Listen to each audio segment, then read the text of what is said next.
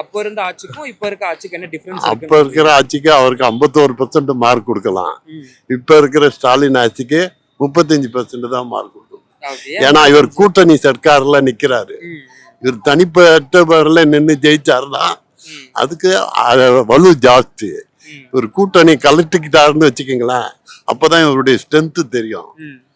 ஆனா கலைஞர் யாரையுமே எதிர்பார்க்கல, கூட்டணியே எதிர்பார்க்கல. தன்னுடைய எழுத்து திறமை பேச்சிலேயே அவரு சிறந்த நிர்வாகத்தை கொடுத்தாரு. ஸ்டாலின் வந்து சொத்தைன்னு சொல்ல முடியாது, இன்னும் அவர் சிறப்பா செய்யலாம்.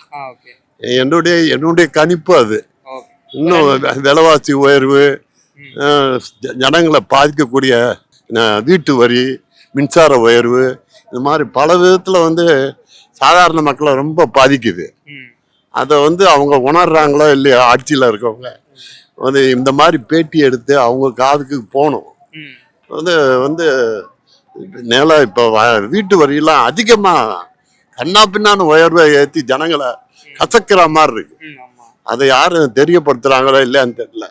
பொதுக்குழுவில் எல்லாம் கைதட்டி அவருக்கு வந்து இது பண்றாங்களோ இல்லையா, அது என்ன டிஎம்கேனால என்ன விபரீதம் ஏற்படுது, எல்லாம் நல்லது ஏற்படுதுன்னு யாருமே எடுத்து சொல்றது இல்லை. அவருக்கு ஒரு பெரிய குழு கமிட்டி மாதிரி, பிளானிங் கமிஷன் மாதிரி ஜனங்களுடைய ஒரு ஒப்பீனியன் என்ன, போலிங் என்ன. இப்போ அண்ணா பிரிவில் வந்தீங்கன்னா பார்த்தீங்கன்னா மதிய உணவு அமைச்சராக இருந்தார். ஒரு இட்லியை கொண்டு வந்து காட்டினாரு, பக்தர் சொல்லிக்கிட்டார் உங்க ஆட்சியில் பாருங்க எவ்வளோ இழப்பா இருக்குன்னு. இப்ப இருக்கிற இட்லி மட்டும் பெருசாவா இருக்கு. அப்போ அதே விலை இவ்வளவு அளவு, ஒரு காஃபி ஒன்று 45 ரூபா 50 ரூபா விற்குது.